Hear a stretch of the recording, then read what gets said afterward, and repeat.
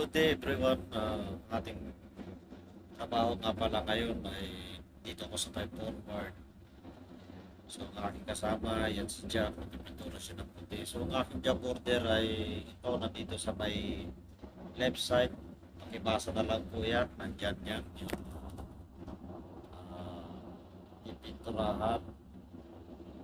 So yan ay utos sa akin ni Chiefmate. At mag-start daw ako ng alas 6. So, pag maaga ang trabaho, maagang patapos, and maaga rin na pahinga. So, ganyan siya. So, start ako ng alas 6 ng hapon kasi medyo maliwanag pa at hindi pa raw nag-voice yung baka. So, pinipinturahan ko ng yelo, nagre-retouch ako para bumalik yung dati niyang income. Siguro matagal na itong hindi napinturahan. So, bago lang kasi ako dito sa barko na ito kaya hindi ko alam kung kailan pininturahan, pero aabot din siguro ng mga 3 months, 3 to 4 months yan. Pininturahan kasi namin yung mga hazard na yan, yung bagay na pwedeng makatisod o mabangga, kaya mayroon hazard. Black, yellow, yan, hazard yan. Ibig sabihin yan, hazard dito sa top. So, pag-itignan nyo na lang mabuti kung ano yung binigay sa akin na job order, yung tambur, ito, nasa may right side, tambur tawag dyan.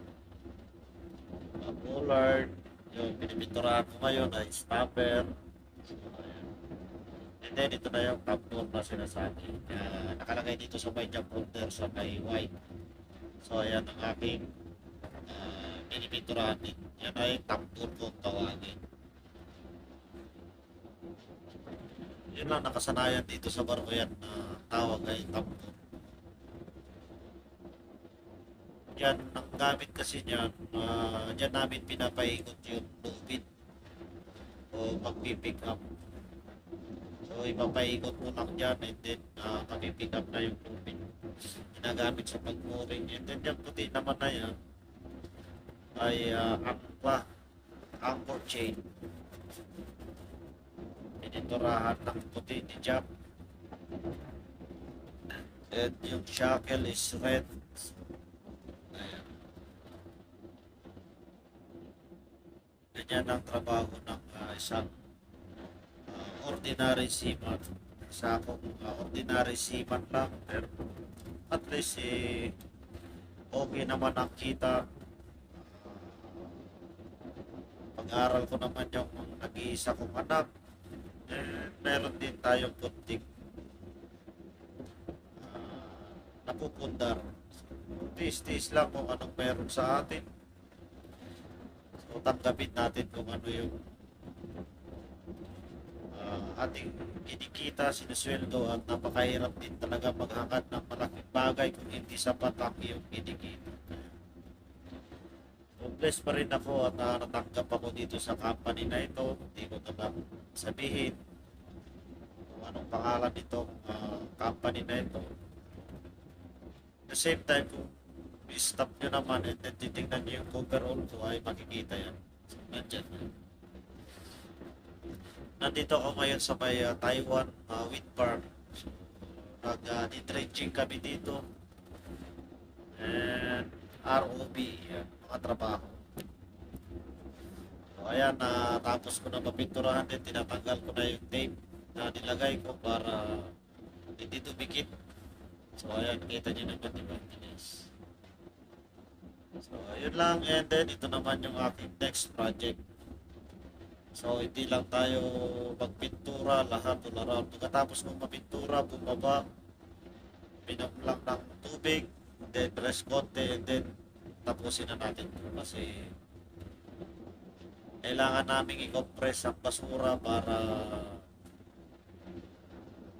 more space ang mailagay. And nasa 18 days, 15 days na kasi kami dito sa laot. So, ang barko namin ay maliit lang. Hindi enough space yung paglalagyan ng ganitong klase ng basura. So, kailangan i-compress talaga yan, nakapaka. And kahit na mabaho, wala kang magagawa kasi yun nga yung aking trabaho. Tsaga-tsaga lang. At least malinis naman to marangal na trabaho. Kaya-kaya naman.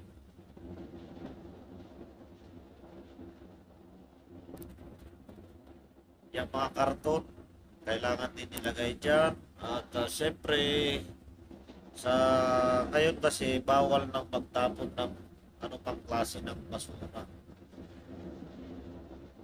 sa marine pollution. So, bawal yan. Ultimo food waste na bawal na. Pwede naman sana pagkain ng mga isda yan, pero yun ay bawal na sa ngayon. Ayan na, sa kasama ko si Jack. So, tulong-tulong lang para matapos yung trabaho. Ayan. Kailangan ko kasi talaga na i-compress para magaganda yung pagkasalansan. Kasi pag hindi mo inayos na mabuti yan, magiging dalawa. So, problema rin. Simple lang naman na trabaho yan. Hindi ka naman magpupukat na mabigat. Kahit paano, para pag-uwi ng Pilipinas, meron tayong paggastos. Kailangan ng ating anak pag-aaral, mag-ipon para sa kanyang future. Ganun ang mindset kasi. May ganun yung mindset ko kasi. Almost pag 2 months na ako this June 17. 2 months na ako June 17.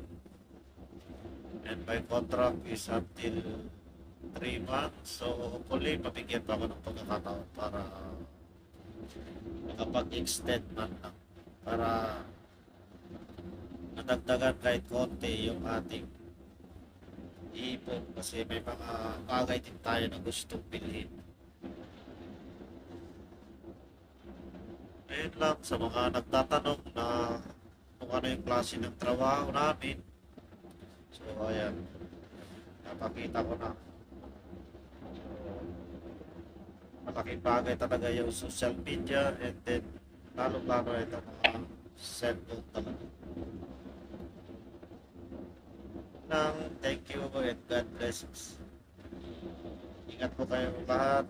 Maraming salamat sa sumusuporta at nagtitiwala sa akin.